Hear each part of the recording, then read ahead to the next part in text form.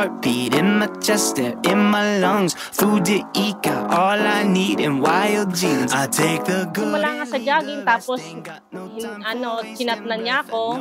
Tapos dun na. Actually, walang nakakaalam pa nun sa mga friends ko. At sa friends niya din siguro na nag-date na kami somewhere. Tapos doon na, nag-continue na yun hanggang sa nahalta na din ng mga ka-work ko na parang close-closean kayo. Sabi ko, wala, bakit mo? Wala naman masama maging close, ganyan-ganyan. Tapos yun na, doon na nag-start.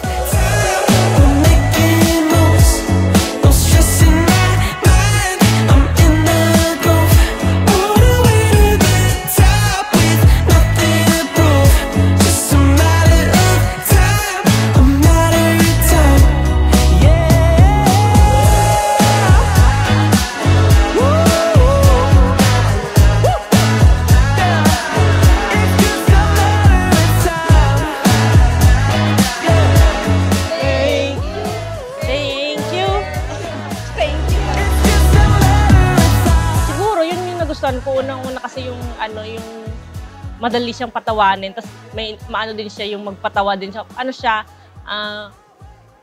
Sa konting bagay, konting joke, mapapatawa mo na agad siya. Masayahin talaga siyang tao.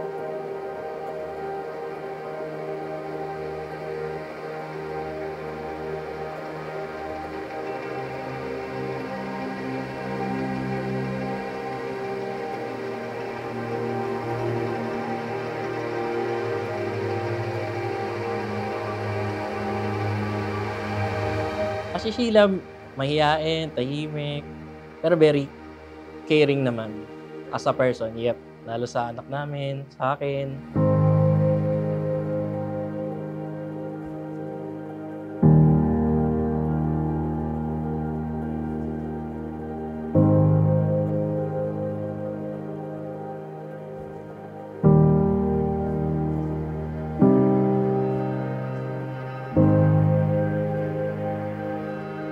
Sana magtagal silang mag-asawa.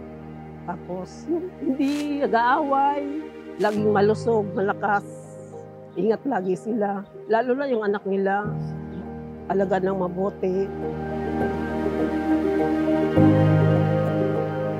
Congratulations. Thank you sa regalo mo.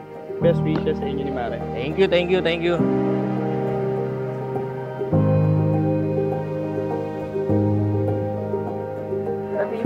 I love you too.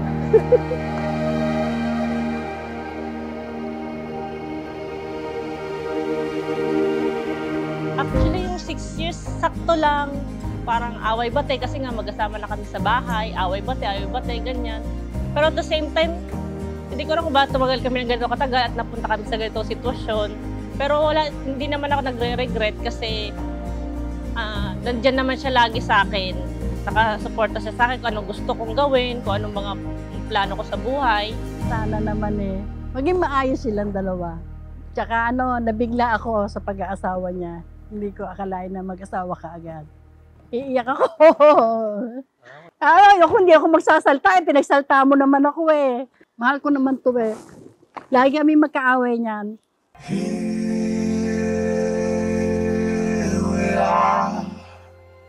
Mami, salamat sa lahat. Tsaka sorry kung may mali ako. Then, I hope we happy both. Yung anak natin, sa family natin. Yun lang. Kasi napag-usapan na natin yung future. So, I think we're on good path and plans. Thank you for supporting me lagi in my decision sa life.